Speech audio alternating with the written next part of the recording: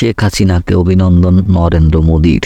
দ্বাদশ জাতীয় সংসদ নির্বাচনে নিরঙ্কুশ জয়ের পর প্রধানমন্ত্রী শেখ হাসিনাকে অভিনন্দন জানিয়েছে ভারতের প্রধানমন্ত্রী নরেন্দ্র মোদী।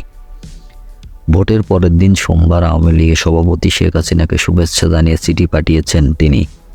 অভিনন্দন জানাতে টেলিফোনও করেছেন। শেখ হাসিনাকে অভিনন্দন জানিয়ে চিঠি পাঠানোর কথা জানিয়ে ঢাকায় ভারতীয় হাই কমিশনের এক বিবৃতিতে জানানো হয়েছে, প্রধানমন্ত্রী শেখ হাসিনা টানা চতুর্থবার ক্ষমতা গ্রহণের জন্য প্রস্তুতি নিচ্ছেন।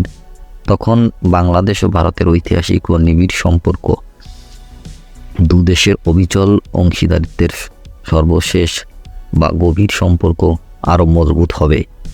বাংলাদেশের ঘনিষ্ঠ বন্ধু ও বিশ্বস্ত উন্নয়ন অংশীদার হিসাবে ভারত বাংলাদেশের উচ্চ আকাঙ্ক্ষা ও প্রবৃদ্ধিতে সহযোগিতা অব্যাহত রাখার কথা চিঠিতে বলেছেন মোদী।